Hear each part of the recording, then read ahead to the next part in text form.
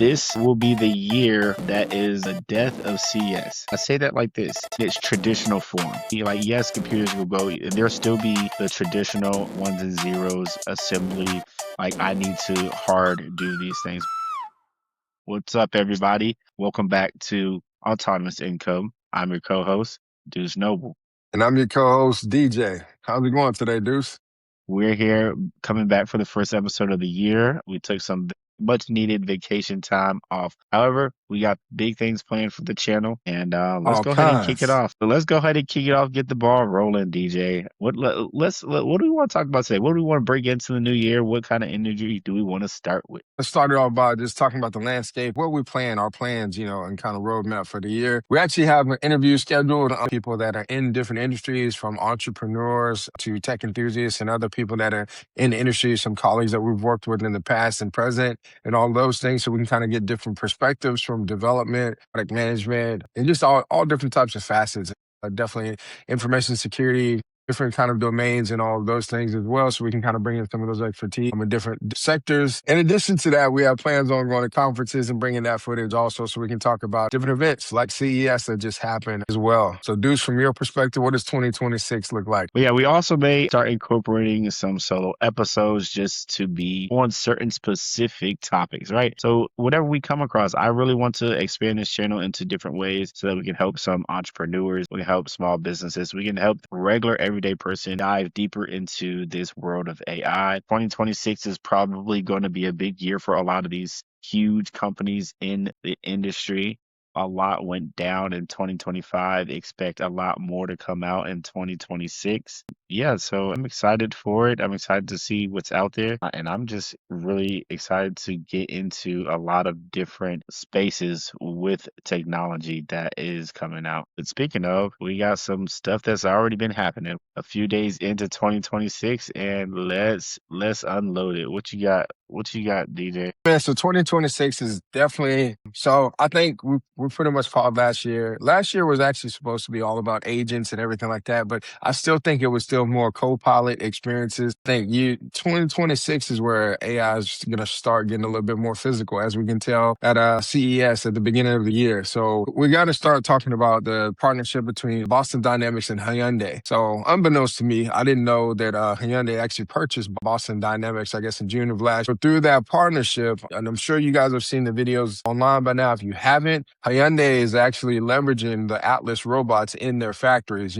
so like you're going to see more robots and robotics just throughout this year as it kind of really starts to try to get into this whole, maybe not commercial segment yet. I mean, in some areas, yes. I mean, there's definitely some that are trying to get into the commercial space already. And we'll definitely be talking about that because there was one announced at the end of last year saying that it's going to be available in 2026. But, you see a lot of that. There was a lot that fold clothes. There was robots from like Roborock. They had a robot that could walk upstairs. So basically you buy one for the house, because a few years ago with my family, we have one for downstairs, and then we used our old one to go upstairs. And then you had to put up these little kind of barriers or some dudes to put something basically to make it stop from going to upstairs and downstairs. Right. Now the robot basically it has intelligence on board. So it can it's leveraging computer vision, so it can see what's around it. It can bring out the legs, and then you'll see it start walking up the stairs and vacuuming the stairs and then going all the way upstairs. And like it, supposedly it has a logic in there that's just not going to make it like how the older ones used to be, where it'll just fall off the edge and of course fall down, and there goes your $600 device. Yeah, I mean, just a lot of that. I'll just say CES this year was really grounded in a tremendous amount of robotics. Like you just saw them literally everywhere, all around, just a lot of robotics. So anything stuck out to you in particular, Deuce? I mean, I think that stick out to me is always the TVs. I love seeing the new TVs at CES. But of course, like you said, with the robots, I think you hit it nail on the head. This year is a year of the robot and introducing or bringing more of those to light, right? We saw some pretty lifelike models last year that came out. And I think this year is going to really take off with some of those agentic-esque and assisting in a lot of different ways. However, we may really start to see things take out over in different industries where jobs are being over for robots and AI. And I hate to say it, but honestly, honestly, the way the trend of the technology and the stats are going, it's highly, highly possible. But who knows? The tale is all this time, and we'll see what happens. Right? Man, 26 has the big 26 has a lot. The large language models are getting into their, fifth, six iterations, because we have ChatGPT 5.2, which is out. We have Gemini 3. So, we see, what is Gemini 4 going to For look like? After Gemini, yeah, Grok 5, Grok 4.1, or I think 4.1 or 4.2 is out right now, but coming out, that's anticipated. I really think that's going to move. I think that's the sleeper right now. A lot of people don't really talk about you think Grok that one's much, going to but move the needle? I think it's going to move the needle because right now, if you look at the Marina, Grok 4.1 thinking, I believe, is in second place right now for just the text. So basically, how people are using that to kind of, generate text like from a regular large language model. And of course, Gemini 3 is still king, but the fact that it's second and that model came out, I think, I want to say before ChatGPT, at least 5. I want to say Grok 4.1 came out. Now, I could be wrong on that. So the comments will fact check me if I'm wrong. But the whole point is just like for it to be up there, I just think that the model in itself, it's not ranked pretty low across the board. I think people sleep on the Grok models. For me personally, my daily driver is still Gemini 3 Pro. Love that model. And even the Flash model is really solid. But I think I just can't wait for all of the new suite of models to come out in their capability. And here's where we get back into what we were talking about before, the whole agentic aspect. And now with the way that these models, you think they're smart now. I don't know. Do you think we still need them to be smarter, or do you think we need them to do more? What do you think about that? It depends on what aspect, right? Like if we're talking about smarter models, right, they're already doing things that, okay, we never would have even imagined. Right? But I think doing more is probably a lot better because if you have these models do things that really take off for what you need, like certain, right? And as long as they're task oriented, right, they can really take off for useful. If you're looking to do something or maybe make two of yourself, right? And they don't need to be smarter. They just need to do more for what you need done, right? That's where I'm getting at. Yeah. So twice as fast, right? because you can ask them something and they're super smart, right?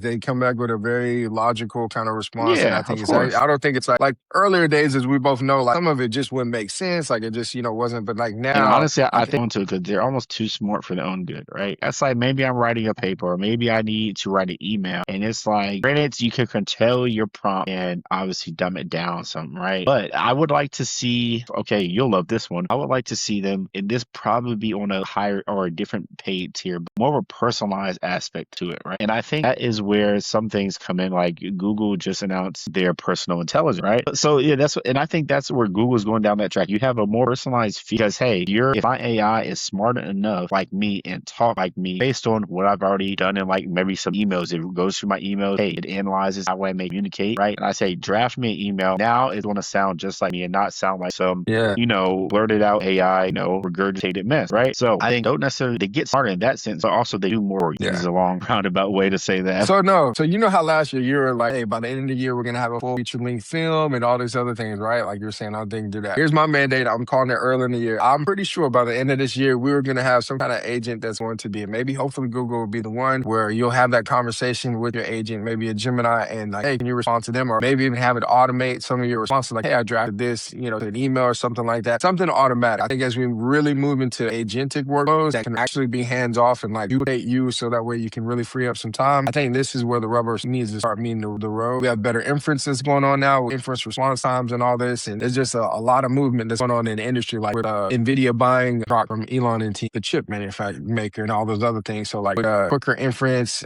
using different types of things, speed basically is playing a big factor with a lot of the workflows. I don't know. There's a lot, you can go talk about all the things that we want, but here's my mandate is that I really think we're going to have more agentic, like actual agentic workflows that are some light use cases autonomously. So there's mine. So we'll see how you circle back every time by the end of the year. You say by the end of the year. He was right, kind of low key with what was the Higgsfield AI, like how they strung that together. And then also LTX Studio, I think, too. I want to say that they released right before the end of the year. And they pretty much. Yeah, there are some movies out there, maybe not full feature length, but very, very close, where character portrayal is very seamless throughout. However, I will give you this one tidbit. There was a Golden Globe winning film that used AI voice generating technology. Man, look at that. So The Brutalist this year, for this 2026 year, obviously the film came out last year, but 2026 Globes that just occurred, The Brutalist won, and they use AI voice generating technology. Wow, so that's crazy. We man. are that's on the crazy. way. Listen, and I'm gonna tell you, with Higgsfield AI, I'm still heavy. That's one of my heavy favorites for video creation. Nano Banana, yeah. But they built an open platform to where you can use whatever model, right? Like Higgsfield for side of it, but essentially they let you plug in whatever whatever video model that you want, and then you can kind of use it on top of their platform or their experience, right? Your hot take for 2026 is what? Yeah, so you're calling it now. Man, my hot take is agentic. So I guess if I need to kind of hone in on it a little bit, I made it too broad, but I'll say in Gemini, by the end of the year, you'll be able to have Gemini as an agent handle some of the things autonomously. If it's your inbox in Gmail or whatever the case is, maybe like, hey, can you respond to that or something like this? And you can do it now because you have that natively in there. You have Gemini that's in there, but you still have to kind of prompt it. You have kind of, it comes up with like some suggestions on what to say, but I think they're going to let you be pretty much hands off with some of this stuff in the inbox, which is kind of crazy because now it's like I'm going to have my agent talk to your agent literally when it comes to, AI agents is going to be kind of the thing towards the end of the year. But I think we'll have more agentic workflows for consumers by the end of the year. I'm gonna tell you this. This is going to be my hot take. Very controversial hot take. Here we go. Because look, I have a computer science background. However, this will be the year that is the death of CS. The death of computer science. I say that like this in its traditional form, right? Of what we think computer science is. And not only like, yes, computers will go, there'll still be the traditional ones and zeros assembly. Like I need to hard do these things. But as we look at what coding is today, where we have vibe coding and we have different things, you have to be a lot of vibe almost coding going on, man. A lot there of vibe is. coding And going the on. thing Yeah. is, it's not just, I'm talking about in a corporate industry, from a corporate perspective, but also Yeah. a college perspective. You have to be an expert in machine learning nowadays in order to take a peek behind the scenes of what's going on, to know how to fix what's happening with AI now and the LLMs and all that, right? That is premier number one. No longer are the days where you can go out and hard code something straight up and take 10 to 12 hours to build something when there's literal tools out here doing it for a fraction of the time. I mean, I understand your take. I mean, we'll Hot see. I take. guess we have to track that. That's a Scolding. hot take for sure. That's Scolding. that's a, I think from my perspective, you still need the whole spectrum of like I think you'll need, 'cause, like in traditional, you need to have your product people and you have your engineer. Guarantee you that value of a computer science degree at what it is may have a lot less value than it does right now. And what that means is what that makes from that, in my opinion, is degrees in what they may call it an AI degree now, a machine I think they learning have degree. some of those, They but I still do. think I like in CS because don't they teach you? There was classes that you all had to take in that degree plan that teach you how to attack a problem, right? I think there's Yeah, still something in that, like the logic of there like is. how you attack a problem, Absolutely. and I think that part of it will still persist because you still, even with you right now, probably code up something and develop something viable and maybe quicker or better or more stable than somebody who hasn't developed it all because you know Oh what no, to ask, like you absolutely. know what to do. Yeah, yeah. Yeah. So there is something, like I said, but it's just one of the things where it's going to be really rough for me out into the job market to land something without knowing how to do something with machine learning. It's going to be And really hard. yeah, So that's it what I makes a mean lot of by the sense. death of it. It's just like can't not sit there and ignore what's going on. And you sit there and do the same thing that computer science did before. Because I mean, the technology has evolved. It looks a lot different than when I went to school than what it does now. 100%. And I've been in the I know, yeah, industry it's for definitely some gonna look years. different. I hate yourself. Now you still look young, man. Hey, look, hey. No, but yeah, the key thing is moving. I mean, we'll be definitely tracking that to kind of see how it changes. I do think vibe coding does open it up to more people to get creative. Like you see more people creating now. Like I see people on social media now that I wouldn't think uses, AI, but they, are creating types of videos and they're, just using this technology for fun, but it's kind of just still, opening them up to use more. My kids, they kind of jump in there, they use things like that. So, and, I honestly, like if I get one of them to start vibe coding to see like, if that's something that they may be interested in, but it is definitely an interesting time that we're in. But to segue, what we're into now, and I wanted to get you this one with all this AI usage, as we talked about earlier, do you think it's making us dumber? Or do you think like we are, we're not using our own critical thinking skills and all these other things? So do you think like we're overusing AI? There was I know some a study or something. The short, absolutely 100%. But I say this, use my critical thinking real quick and tell you that if we look at this, extrapolate this over the next couple of generations, right, it's going to be an incremental change. Like, hey, boom, I'm using this to kind of think for me. Oh man, just throw it in Chat GPT and let it do its thing. Yeah. I'm just speculating here. I remember I was in school. I forget if it was college, high school, but I remember watching, I think it was college, watching a movie, a futuristic movie where dumb people or people who were perceived as dumb ultimately populated the earth because all they did was have babies, and smart people, they worked on the careers for longer times, right? And then they What was didn't, it called? Idiosyncrasy, I don't something. remember what the movie was People called, keep but talking about that movie, and I think that's what it is, but I haven't seen it yet, but I do need to it's see that. like the people who are well educated, they focus on their career more so. And by the time they were ready to have kids, they had a lot more complications. They maybe had one kid versus, somebody who dropped out of high Gotcha. school had 8 kids, right? So the numbers outweigh it. And my thing is this, what the point I'm trying to get to is over time, if we think about Charles Darwin and evolution of the survival of the fittest, right? Over Yeah. time, people are going to be evolved into dumbing down their frontal core lobes or whatever lobe in the brain that helps with Whatever, critical, whatever wherever it's lobe it at. is that helps with critical I'm about thinking to say, yeah, is we don't, I is don't know that for is sure, but one of them wherever it's at. lobes. It's one of them Whatever, lobes. So somebody don't one of come the for me lobes is or crazy. somebody let me know which lobe it is. But it's one of That's them right. lobes Yeah. that You know, helps they're with the going to let you know critical in the thinking. comments. Yeah. You know what I'm saying? So I guarantee over time you continue to dull or dim your light, so to speak, and it's going to I be mean, maybe I don't because, but that here's the that is thing: like, my it's that is so my helpful. take. It's helpful. It's okay. So look, so No, no, Harvard it is Business very School. helpful. It was theirs that said navigating the jagged technological frontier, and that was their landmark paper that came out. And in there, I'll read it. It says, in their experiment, consultants using AI were significantly better at creating tasks. However, for tasks outside the AI's capability, the blind spots, the humans using AI were 19% less accurate than those working without it. So, like, so case in point, going back to college, right? You and I went to school ChatGPT before, large language models was like a thing, right? So we had to write our papers and we had to like cite our sources and all that. It was us reviewing it, reading it, contextualizing everything, putting all those things together to turn in Yes. like, we had to make it the best of our ability, right? Now, if a kid or somebody just says, hey, write me a paper on this or whatever, right? If it misses anything or if it hallucinates or if the context is off, or if it doesn't have any temporal reasoning like about recency, it can throw your whole paper off, right? And if you don't spot check it or use your own brain to think about it and you turn that in, that's gonna be, crazy. Or if it doesn't Right. write like you. And I So I think think there's something to that. I think there's something to the lazy use yeah. of AI. I still think you So need to yes, actively think and work with it. Yeah.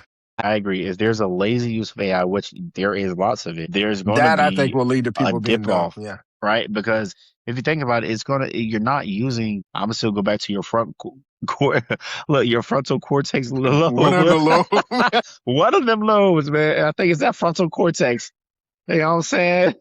But I mean, think about Yes. it. It's just like this. It's like you use it so often. Okay, I'll give you an example. Kids in school, they may use it to answer their questions on the classwork, Google Lens to find the answers on a quick quiz or something. But Yeah. when you get into those standardized tests, like a SAT, ACT type of thing, where you can't have any technology, you can't even have a smart watch on. You can't even have a mechanical pencil. So You got what to is have it a going to look like? strictly Yeah, and number you're two and you're pencil in round. You know what education I'm now, saying? right? So you've been on the development side, right? And you went through school, you went through higher education. Now being on the kind of educational side of it, you probably see it on the forefront, right? Like, do you think that the students are more studious than now, or do you think it is something like where you don't think that they're really trying to think things through, or just it depends on the student itself? Because I hate doing blanket statements because you might have kids that still like to learn and like they're See, I interested think it in depends on the topics. students itself, but I mean that's a whole nother rabbit hole to dive down of why I Yeah, think it is the way it is.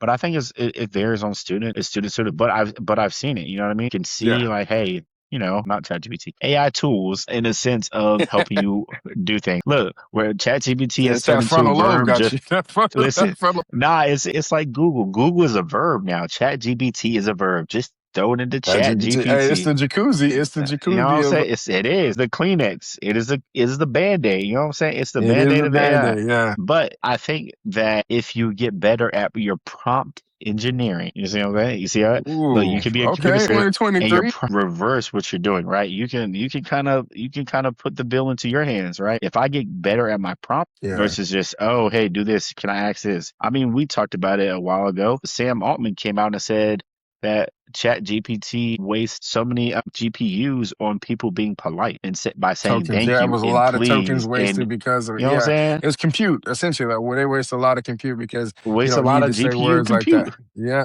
And Yeah. I'm You're saying, right. but if you get better at your prompting, and I think that's the key that we're not getting to. Like, hey, everyone is using it, but are they using it right? And even if you're using it in I the don't wrong know, man. sense, This is supposed to free up the cognitive load, right? Like the benefit of AI is because that way we can think more on maybe more creative solutions or do something that humans do well, at least right now, right? So like that, I think that's where that point of contention is. And I'm still thinking that through, but like driving. Right now, self-driving vehicles, I keep telling you about that. Like you can literally sit in your vehicle and you're supervising or drive, and it drives really well. Like 14.2, I believe, is the iteration that it's on right now with some of the self-driving vehicles from Tesla. It's I mean, it's just really solid driving. Like, and you wouldn't believe it. Like, it could drive you for hours and you won't have to touch the wheel at all.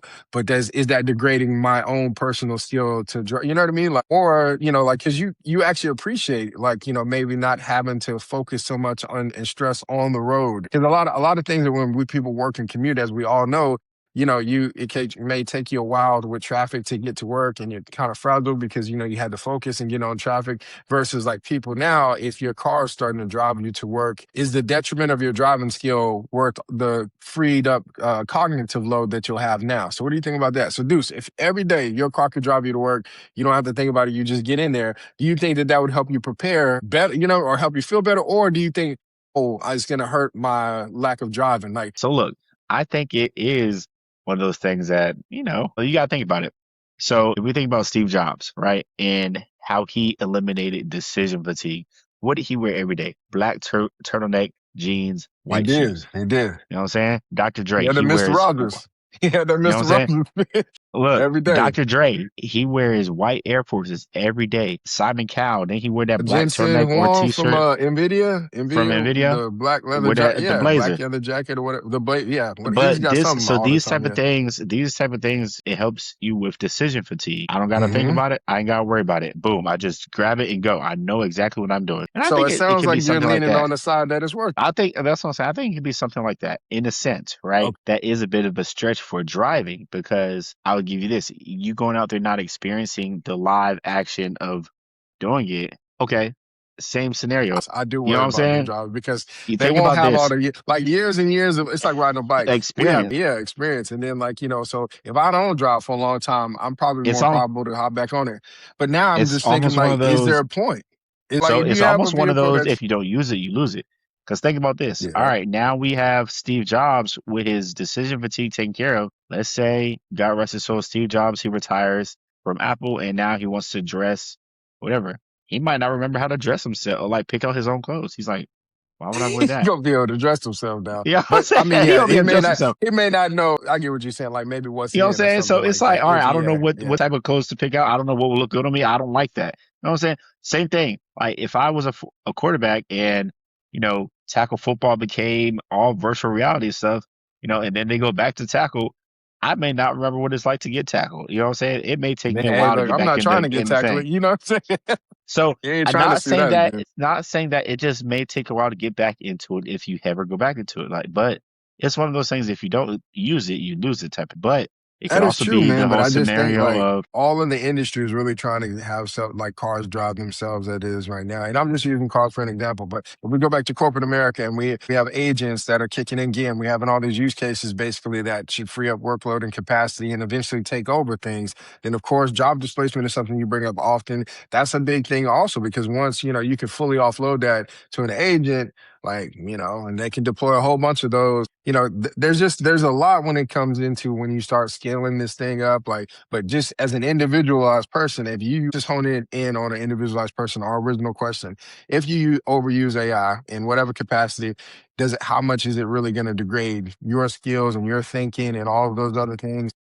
I mean, I've been very optimistic. Oh, I can't say optimistic. Just very taking a whole situation and rationalizing into theoretically, right? Very theoretical. I think if you're somebody who is using it constantly, it's going to benefit you more than it Mm, doesn't. You know what I mean? I think, especially like I said, if you use it right and a better prompt engineer, I'm coining yeah, that term if it's not already coined. If you become a better it prompt definitely is. engineer, if you become a better prompt engineer, you're going to essentially be a better off person in a better situation. It's almost foolproof that you're not. And I'm not. And like I said, I'm being highly theoretical about dumbing down your one of your lobes and everything. I'm being highly theoretical about that. You know what I mean? Because that is, I think that is more of a stretch than it is a reality, but But it is even definitely prompt a engineering possibility. is something that, so what I've noticed a lot is now is that, remember a couple of years, 2023, I think, oh, but learn how to be a prompt engineer and all this other stuff. But now they have these models that there's a button you click and it improves and enhances your prompts, right?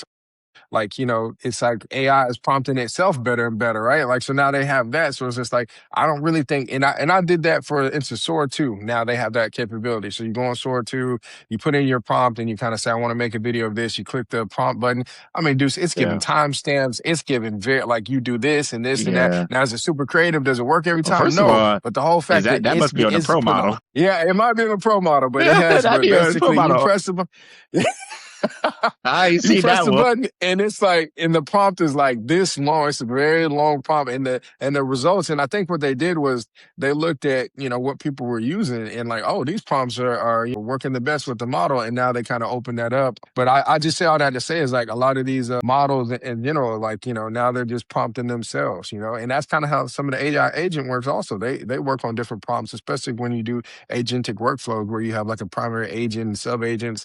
Like they're doing a lot of these prompting and everything like that. But I do think like, yeah, the smarter the question that you ask it, to go back to your point, like if you're saying prompt engineer, from like if you ask it and you think about a smart question, it yields better results. I definitely agree with that. I mean, but Yeah. like I said, I think over time it'll put yourself in a better position of anything that you do if you get good at it, right?